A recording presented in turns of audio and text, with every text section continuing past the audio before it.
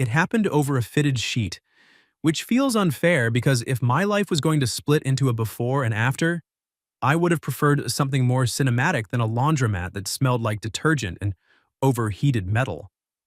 But that was the scene. Midnight. Fluorescent lights.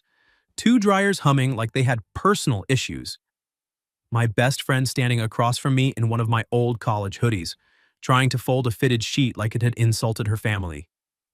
Her name was Sadie, and for 6 years she had been the easiest person in my life to be around, and the hardest one to look at too closely. We met because she stole my seat at a 24-hour diner. Not by accident. I had gone to the counter to pay. When I came back, she was sitting in my booth, eating one of my fries and telling her friend if he wanted these, he should have respected the risks of walking away. I should have been annoyed. Instead, I laughed. She looked up at me, took in the fact that I wasn't mad, and smiled like she had expected that outcome the whole time. That was Sadie. Bold in the most casual way, funny without trying for it. The kind of person who could turn a stranger into a habit before either of you realized it was happening. After that, we became the sort of friends other people always tried to rename. Late-night food runs, phone calls after bad days, texts that started with, "Are you awake?" and never meant anything good for our sleep schedules. We knew each other's coffee orders, family drama, weird childhood fears, and exactly how to make the other one laugh when the mood was bad enough to feel permanent. Everybody around us found this suspicious. My older sister once watched Sadie reach across the table and take the pickle off my sandwich without asking and said, "You two either need to get married or stop acting like you already forgot the wedding." Sadie laughed so hard she nearly choked. I laughed too. Then we moved on, which had become our specialty.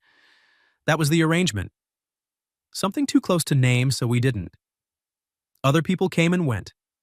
She dated a guy in med school who treated free time like an urban legend. I dated a woman from work who kept asking whether Sadie and I had a history, which, in hindsight, was a more intelligent question than I gave it credit for. None of it lasted. None of mine ever really got a chance to. Because sooner or later, every date had the same quiet problem. I would leave wondering why spending 3 hours with someone new had felt like work when spending 6 with Sadie felt like breathing. That is not a helpful comparison. So I stopped making it, or at least I stopped admitting I was making it. Then came the laundromat. Sadie's washer had died in dramatic fashion that afternoon. Not gracefully died. Flooded half the kitchen died. I found that out because she texted me a picture of 2 soaked bath towels and the words, "I am one inconvenience away from starting a second life in another country." I called immediately. She picked up and said, "Before you ask, yes," I cried, but only emotionally. By 9:30, I was helping her carry 2 laundry bags down the block to the all-night laundromat near the corner pharmacy. I told her as we pushed through the door, most people would simply do laundry before a domestic breakdown. Most people are cowards. That doesn't mean anything. It means, she said, steering a cart with one bad wheel, I'm interesting under pressure. That was the thing with Sadie. Even disasters sounded manageable in her voice. By 10:15, we had claimed 3 machines, bought terrible vending machine crackers, and gotten into an argument over whether dryer sheets actually did anything or were just emotionally persuasive pieces of paper. "I'm telling you," she said, tossing one into the machine, "these are a scam." "And yet," I said, "you're using them." She pointed at me. "That is not the gotcha you think it is." An older woman near the folding table looked over, smiled to herself, and went back to matching socks. That should probably tell you everything. By 11:40, most people had cleared out. The laundromat was nearly empty except for us, one college kid asleep over a textbook, and a man in the corner who had been staring at the same spin cycle like it had offended him personally. Sadie and I had taken over the folding table. She was standing on the opposite side from me, hair twisted up badly, sleeves pushed past her elbows, trying to tame the fitted sheet and losing with dignity. "Why does this exist?" she asked. "To punish people." "It's cloth," she said. "It should know its place." "That sounds fascist." "That sounds efficient." I laughed and reached across to help her catch one corner. Our hands brushed. That should have meant nothing. With us, things like that happened all the time. Still, neither of us moved right away. Sadie looked down at the sheet, not at me, and said, You know what my mother asked me yesterday? That is never a safe opening. She asked if I was ever going to settle down. That does sound like your mother. She said it while handing me zucchini bread, which somehow made it worse. Weaponized baked goods. Dangerous. Sadie smiled a little, but it didn't last. Then she pulled one side of the sheet tighter, glanced up at me, and asked, "Why are you still single?" I don't know what answer she expected. Probably something easy, probably a joke. Maybe some version of bad luck, or women are complicated, or I'm focusing on work right now, which is what men say when they want to sound stable instead of confused. The problem was, God, it was too late and too quiet, and too much of my real life was standing right across from me under fluorescent lights in my hoodie. So I answered honestly. Because every time I try to like someone, I said, still holding my side of the sheet, I end up comparing them to you. Sadie stopped moving. Completely. The fitted sheet slipped half out of her hands and sagged between us. I could have stopped there. I should have stopped there. Instead, because the truth was already out and apparently in a reckless mood, I added, "And nobody ever feels as easy as you do." The dryers kept humming. The sleeping college kid didn't wake up. Somewhere behind us, quarters clinked into a machine. But right there at that table, the whole room changed. Sadie's face did too, not just surprised, not embarrassed. It was worse than that. It was the face of someone who had been trying very hard not to hope for something and had just heard it anyway. "Ben," she said quietly. I had never heard my name sound like that in her mouth before, like it mattered too much all at once. She looked down at the sheet, then back at me, and whatever she saw on my face made her cheeks go pink. When she spoke again, her voice was softer than the laundromat had any right to deserve. "That," she said, "is not a best friend answer." Sadie looked like she wanted to laugh, panic, and run at the exact same time. Instead, she stayed very still, one hand still tangled in the fitted sheet, eyes locked on mine like if she looked away too soon, the whole moment might collapse into something smaller and safer. I didn't let it. "Yeah," I said. I'm aware." That's a terrible response. It's the honest one. The corner of her mouth moved, but it wasn't a smile yet. More like disbelief trying to decide if it was allowed to become relief. Around us, the laundromat kept going. Dryers thumped. Fluorescent lights buzzed. Someone's wash cycle ended with 3 cheerful beeps that felt weirdly rude given what was happening at our table. Sadie set her side of the sheet down slowly. "You picked midnight in a laundromat to become self-aware?" she asked. "I didn't plan it." "No?" "No, I planned on saying something smart and detached." I glanced at the sheet between us. Unfortunately, I was holding bedding and the truth came out first. That got her. A real quick laugh. The kind I'd spent years chasing without admitting that was what I was doing. Then she looked at me again, and all the humor slipped back into something quieter. "Ben," she said, softer now, "do you mean that?" I could have hedged, made it lighter. Claimed exhaustion had made me sentimental, but I was tired of watching every real thing between us get rerouted into a joke. So I said, "Yes. Simple.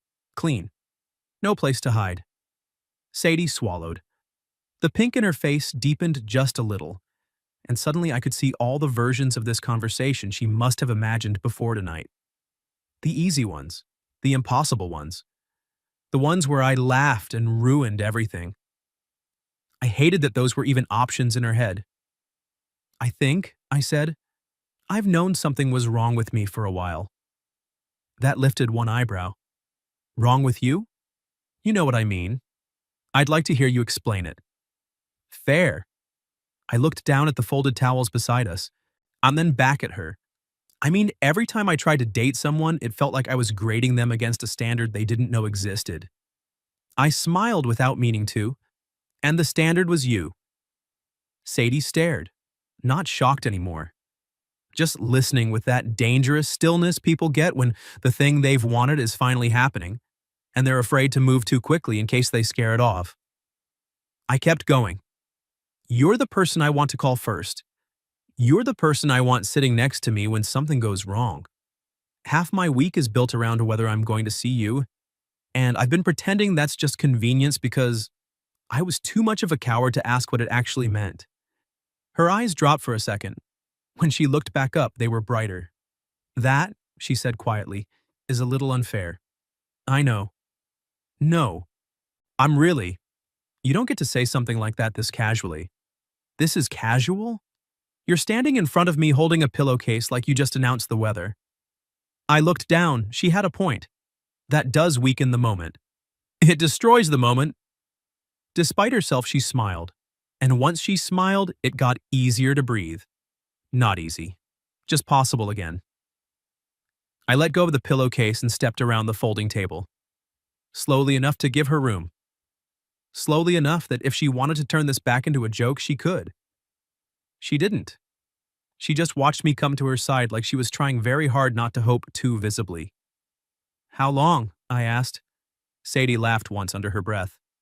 That's a rude question. Probably. She looked past me at the dryers, then back at my face.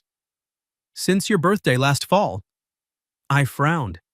Us, the one where my cake collapsed? Yes. That is not flattering for me. It wasn't the cake, she said. It was the part where you spent the entire night making sure everybody else had plates, drinks, chairs, whatever they needed, and then sat on the kitchen floor with me at 1 in the morning, eating the broken pieces like it was the best part of the party. Her mouth softened. I went home and realized I was in trouble. That landed hard enough to make the room blur for half a beat. Because I remembered that night, her leaning against my cabinet in socks, laughing with frosting on her thumb. The weird, stupid piece of it. You could have said something, I murmured. She gave me a look. You could have too. Strong point. I know. There was a pause after that, but not an empty one. It felt full in the right way. Like we had finally stopped shoving the same truth into different corners. Then Sadie asked, so what happens now? I should have had something polished ready. Something romantic and smooth and worth the years it had taken me to get here. Instead, what came out was, I'm really glad your washer broke. Sadie blinked. Then she laughed so hard she had to grab the edge of the table. That, she said, is one of the least elegant things anyone has ever said to me. I know, but it feels important. It does not. It kind of does. She was still laughing when she looked up at me, and I swear that was the moment the last bit of fear left the room.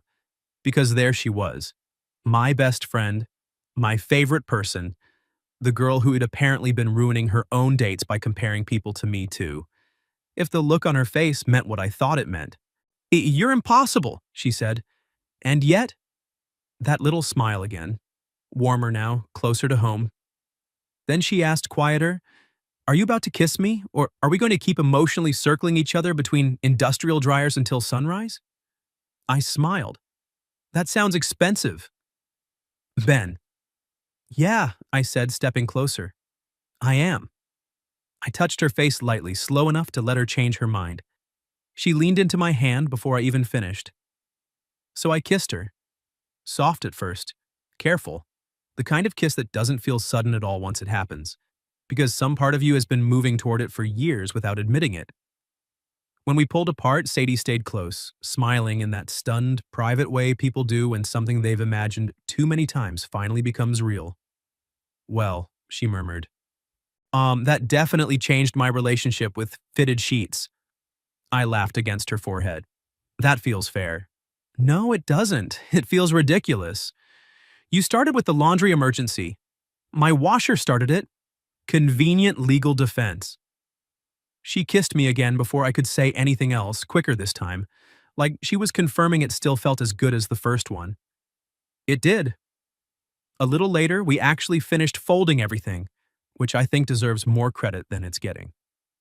Sadie claimed I was worse at fitted sheets now because I was emotionally distracted. I said she wasn't exactly helping by smiling at me like that over pillowcases. An older woman collecting her laundry basket glanced between us and said, finally, as she walked out. Sadie buried her face in my shoulder for a full second. That is so humiliating, she mumbled. The public seems supportive. I hate the public. Noted. A week later, not much about us looked different from the outside. We still did late-night food runs, still stole each other's fries, Still argued over movies and dryer sheets and whether her plant looked healthy or just judgmental. The difference was that now she reached for my hand on the walk home, and I stopped pretending the best part of my life was just a very intense friendship. It wasn't. It was her. It had probably always been her. So tell me, if you were in my place, what would you have done when your best friend asked why you were still single? Leave it in the comments. And if you like this story, don't forget to like the video, subscribe to the channel, and I'll see you in the next one.